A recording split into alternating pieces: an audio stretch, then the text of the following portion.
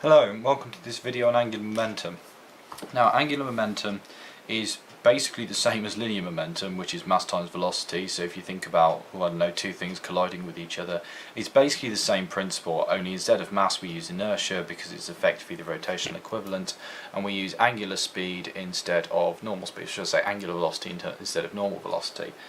So which means that actually it's not that difficult to understand as a general concept.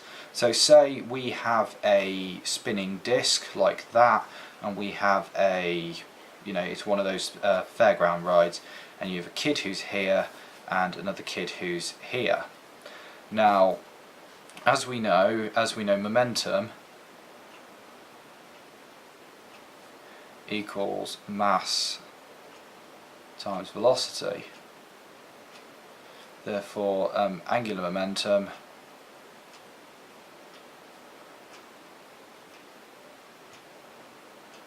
equals inertia times angular speed.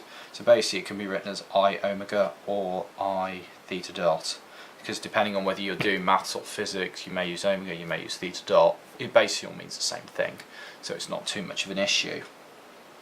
And that's basically all there is to it. So obviously momentum stays the same before and after a collision or an explosion or whatever. Therefore we know that I1 omega 1 is equal to I2 omega 2. Now there are ways of doing this that don't involve numbers at all, which is what we're actually going to look at now really.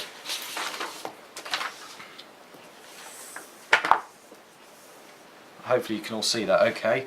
This is question 4 from the June 2017 Mechanics 4 paper.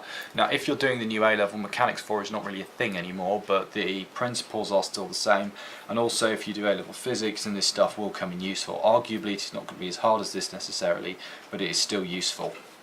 Now then, as I'll read the question out for those who may struggle to read. A uniform rod AB has mass 2m and length L. The rod is free to rotate about a fixed smooth axis which passes through A and is perpendicular to the rod. The rod has angular speed omega when it collides with a stationary particle P of mass m. Immediately before the collision, P is distance d from A. The particle sticks to the rod, and immediately after the collision the angular speed of the rod is 2/3 omega. Find d in terms of L. Right then. This is where the fun begins. Now, always, whenever you're doing a momentum question, write this: conservation of angular momentum.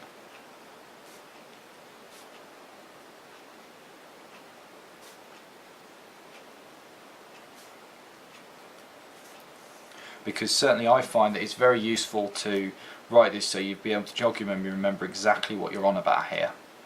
Now then, therefore we know from that that I1 omega 1 plus whatever the particle is going to equal to, I'll just write P for particle, is equal to I2 omega 2. Now the first thing we have to do is work out the moment of inertia of a rod. Now the moment of inertia of a rod is usually given by 1/3 ml squared, and as we know from this, as the rod is being rotated through point A, we know that we can either do it using 1/3 ml squared, which is the rotation of the rod through the axis in the middle, or we can do it through at one particular point, or at the end of the rod, sorry. Now I'm going to do it using rotating the rod about the end of the rod. There is a reason for this. It's simply because it's easier to work out, especially if you don't know distances just yet. So what we do is we can do 4/3 times 2m times L/2 all squared, which gives us 2 ml squared over 3. That is our moment of inertia of the rod, which will be really important for the next bit as we need to go and plug it all into that. So what we're going to do now is we're going to write the angular momentum of the rod before the particle hits, basically, which is 2 ml squared over 3 times omega, which is the speed of the rod.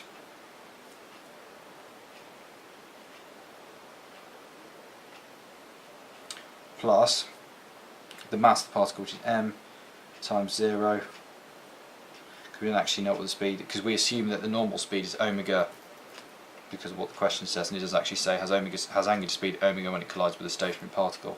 Now, when the mass hits the rod, it is stationary, which means that angular speed is 0. So we want to make that equal to whatever the angular momentum of the rod is, which is afterwards, which is still going to be 2 ml squared over 3, and then plus md squared, because you need to know the moment of inertia of the particle, which will be the sum of mr squared, and r is going to be d because you're looking at a distance from A, so it's plus md squared, and then you've got times it by the speed, which is 2 omega over 3, or 2/3 omega. So then we can just simply do a bit of cancelling, and you should be able to put everything in terms of d and l. So 2/3 ml squared omega is equal to,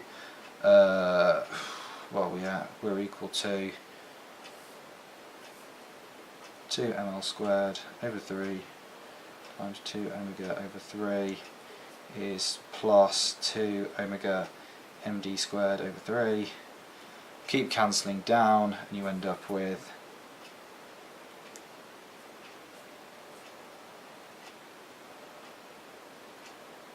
4 ml squared omega over 9 plus 2 md squared, that would be squared, it's my bad writing, over 3, which means that now we can do some maths to kind of bring everything over, which should get us to be 2 ml squared omega over 9 is equal to 2 md squared omega over 3. 2l squared over 9 is equal to 2d squared over 3. 6l squared is equal to 18d squared. D is equal to L over root 3, and that is how you find D in terms of L. So just a quick recap, basically whenever you have a question like this, you always reserve it in terms of what the angular momentum is before the collision and what the angular momentum is after the collision, and then usually by cancelling down and rearranging you can find whatever you need to find in terms of whatever, or find specific value. Thank you very much for listening.